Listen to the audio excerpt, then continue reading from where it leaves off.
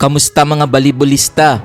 Panalo ang FEU Tamaraws kontra sa Del-Eso Green Spikers 25-21, 25-18, 25-18. Best player of the game si Lyric Jan Mendoza matapos nagtala ng 11 points at 5 blocks.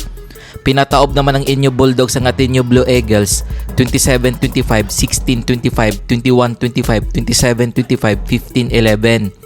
Best player of the game si Leo Aringo matapos nagtala ng 17 points mula sa 13 attacks, 3 aces at 1 block na may kasamang 9 excellent receptions.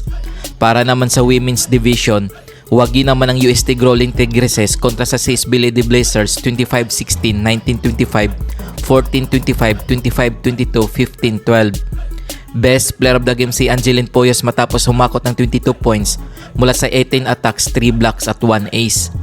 Tinalo naman ng FEU Lady Tamaraws ang Letran Lady Knights 25-16, 25-22, 25-15. Best player of the game si Faida Bacanqui sa likod ng kanyang 18 points at 17 attacks. Kung bago ka pa lamang sa channel na to, mag-like na at subscribe.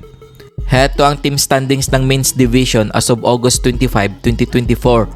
FEU Tamaraws 4 wins, 1 loss, 13 points. Del-Eso Green Spikers 4 wins, 1 loss, 12 points. Inyo Bulldogs 3 wins, 2 losses, 8 points. Letran Knights 2 wins, 2 losses, 7 points. Perpetual Altas 2 wins, 2 losses, 5 points. UST Golden Spikers 2 wins, 2 losses, 5 points. Ateneo Blue Eagles 1 win, 4 losses, 4 points.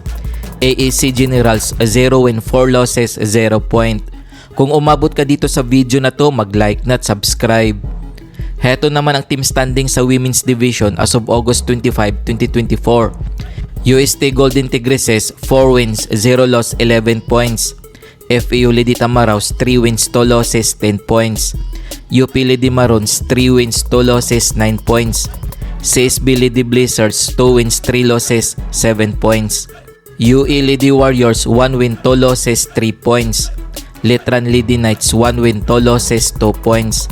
LPU Lady Pirates 0 win, 3 losses, 0 point. Heto ang mga laro ngayong August 28, 2024 na gaganapin sa Paco Arena. Para sa Men's Division, magsasagupa ang Letran Knights at UST Golden Spikers alas 12 ng tanghali.